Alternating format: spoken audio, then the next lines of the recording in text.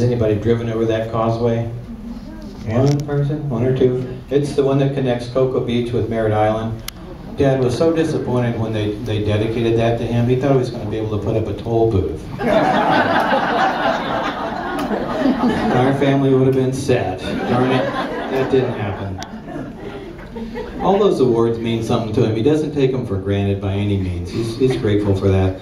But I think the most important things in his life are the people he's met and some of the things he's learned through his research. And I'm going to play one little video clip here that he talks about that. You know, those old pioneer people that lived not just here in Florida in the 19th century and all on the way up into the 20th century, but everywhere, they were some kind of tough people. Their lives were very, very hard. And if they hadn't been so determined to survive and had given up, a lot of us wouldn't be here today. And those people saw a lot of things that to them were absolute miracles. Things that all of us today just take for granted.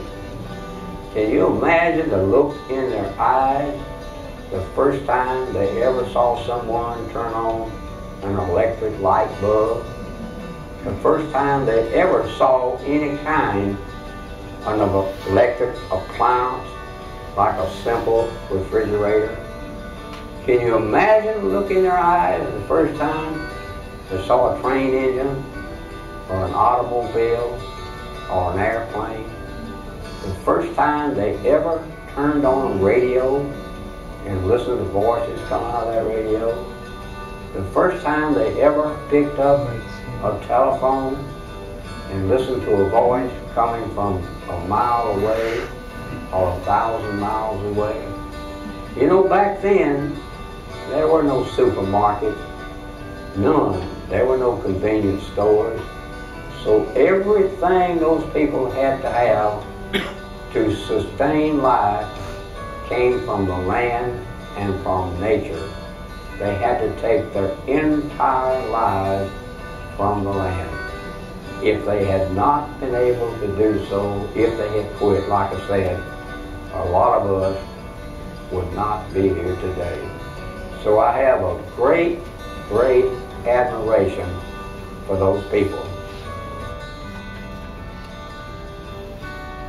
Some of the happiest times I've had in Florida, and I've been in all levels of society here, some of the happiest times have been out there in one of those old pioneer houses, eating collard greens and cornbread and black-eyed peas or ham hock, chicken and dumplings, fresh-baked peach cobbler, and all that sort of thing.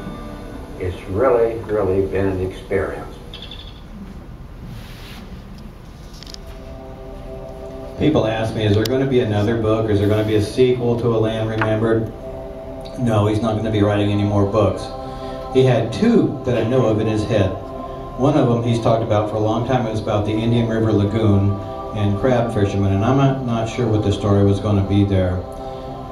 And the other one is one I really wish he'd done. It doesn't seem like a typical Patrick Smith novel.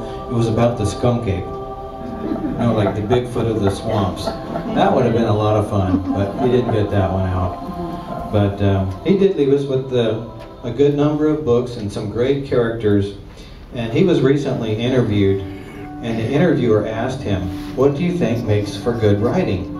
And he said,